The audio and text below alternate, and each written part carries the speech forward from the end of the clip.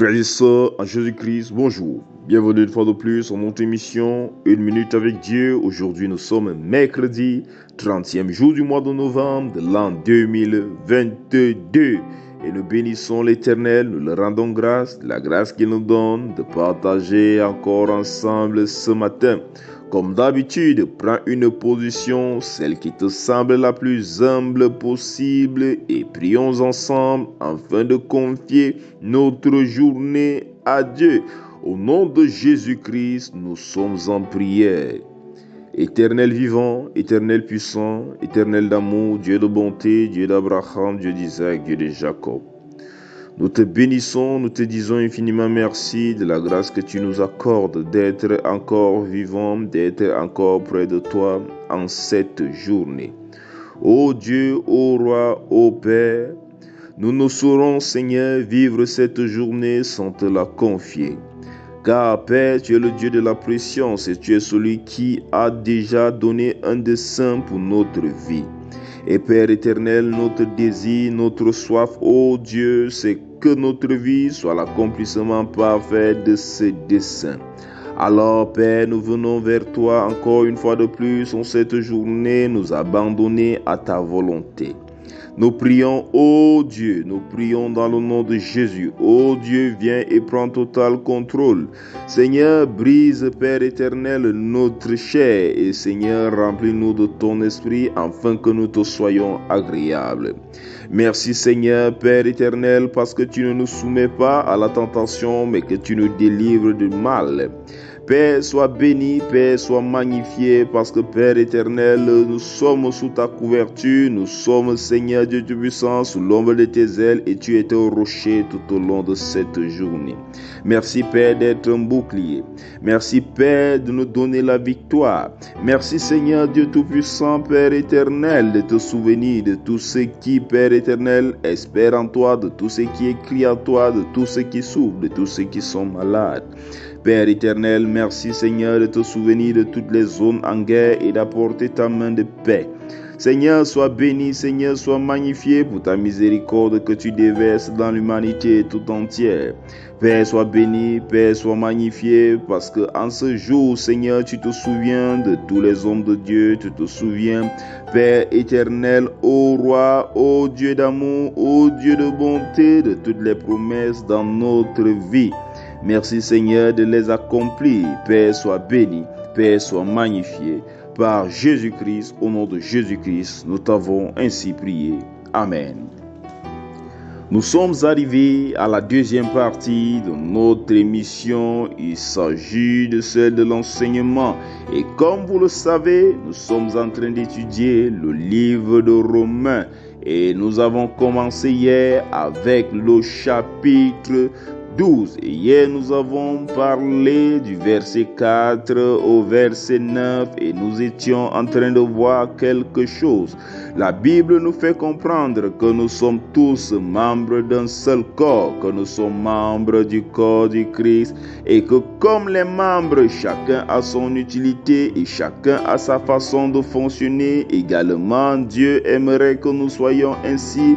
Alors, pour que nous soyons ainsi, il a mis des grâces dans la vie de chacun, fonction de l'utilité qu'il attend de la personne, fonction du membre qu'il voit en la personne. Alors, notre exhortation était que chacun d'entre nous se comporte, chacun d'entre nous se concentre sur ce que Dieu l'a donné afin d'œuvrer, afin d'être un membre fidèle, afin de vivre également dans la joie. Parce que si dans ta vie, tu ne te concentres pas, tu ne regardes pas ce qui est dans ta vie, ce que Dieu a donné, tu vas toujours avoir comme l'impression que tu n'as rien reçu. Alors, aujourd'hui encore, je voudrais insister sur cela. Ce que Dieu t'a donné, Dieu donne toujours quelque chose à quelqu'un. Ce n'est pas forcément parce que ta vie n'est pas comme celle de l'autre que Dieu n'est pas avec toi ou encore qu'il ne t'a rien donné. Et lorsque tu commences à vivre ainsi, à vivre sans toutefois regarder ce que Dieu t'a donné, mais en regardant ce que Dieu a donné aux autres, il t'est impossible d'être heureux parce que tu vas toujours regarder le côté vide dans ta vie. Alors que si tu te concentres, si tu appelles le Seigneur, dis Seigneur, fais-moi vivre avec ce que tu m'as donné, permets-moi d'être heureux dans la vie que tu me confies. Tu verras un changement, tu pourras vivre ainsi une vie d'action de grâce. Et hier également, nous étions en train de dire, parfois il y a des personnes qui ont reçu un don et ils se disent que si Dieu fonctionne avec eux de telle façon, ça signifie qu'il devrait fonctionner avec les autres de la même façon. Ou encore, s'il a reçu une grâce, il se dit que c'est sa grâce qui est la plus excellente. Alors toi qui n'as pas cette grâce, ça signifie que Dieu t'a oublié. Ou encore, tu devrais à tout prix chercher à être comme lui. Je voudrais te dire que si tu te comportes ainsi, c'est de l'orgueil. C'est de l'orgueil et Dieu n'aime pas l'orgueil. La Bible nous dit que Dieu résiste aux orgueilleux. Et ce problème mine beaucoup la société, ce problème mine beaucoup l'église chrétienne. Parce que si Dieu fonctionne avec une telle fausse personne de telle manière, en fonction du don Dieu l'a remis, la personne se dit que tout le monde, Dieu doit fonctionner ainsi avec lui. Alors si Dieu ne fonctionne pas ainsi avec lui, c'est que si Dieu ne fonctionne pas ainsi avec l'autre, c'est que Dieu n'est pas avec la personne. Mais je voudrais te dire que non, nous avons lu hier qu'il y a des personnes qui peuvent être appelées au ministère, il y a des personnes qui peuvent être appelées à l'enseignement, il y a des personnes qui peuvent être appelées à l'exhortation. De même également, dans la vie courante, il y a des personnes que Dieu peut mettre une force musculaire, il y a des personnes que Dieu peut donner une intelligence, il y a des personnes qui peuvent donner un talent. Il y a des foyers que Dieu va donner des forces différentes à d'autres foyers. Ton foyer n'a pas forcément le besoin de ressembler à l'autre, d'avoir les mêmes forces que l'autre pour que tu te dises qu'il est bon, qu'il est agréable. Je voudrais que tu saches que quelle que soit ta vie, quel que soit le moyen, quelle que soit la façon, ta vie, Dieu a remis quelque chose et bénis-le pour cela. Bénis-le pour la grâce qu'il a mis dans ta famille. Bénis-le pour la grâce qu'il a mis au milieu de ta vie familiale. Bénis-le pour ce qu'il a dit dans ta vie parce que certainement, il a mis quelque chose dans ta vie. Et lorsque tu commences à agir ainsi, tu verras davantage et il te bénira davantage parce que tu vivras une vie d'action de grâce. Et que continuons aujourd'hui. J'aime le chapitre 12 parce que le chapitre 12 nous montre comment un chrétien, les attitudes qu'un chrétien devrait avoir. Mais je voudrais préciser quelque chose.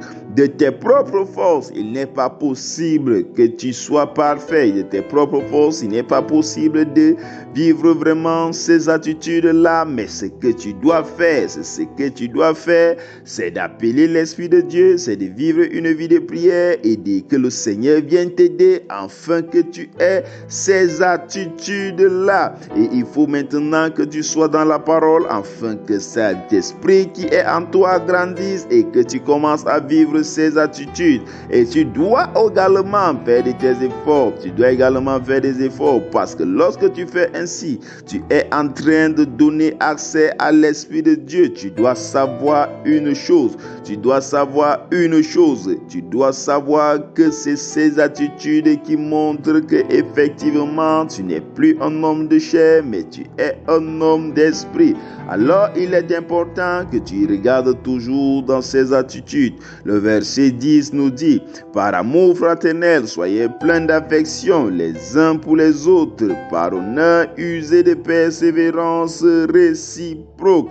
Le verset 11 dit: ayez du zèle et non de la paresse, soyez fervents d'esprit, servez le Seigneur.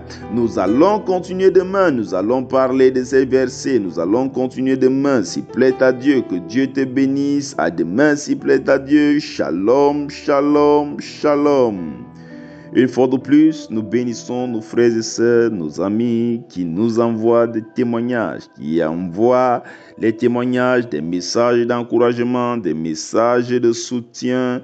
Que Dieu vous bénisse. Toi également, si tu as un témoignage, n'aie pas peur, n'aie pas honte. Envoie ton témoignage au plus 237 696 44 12 73. Pendant que tu le fais, tu participes à l'avancée de l'œuvre de Dieu. Que Dieu te bénisse.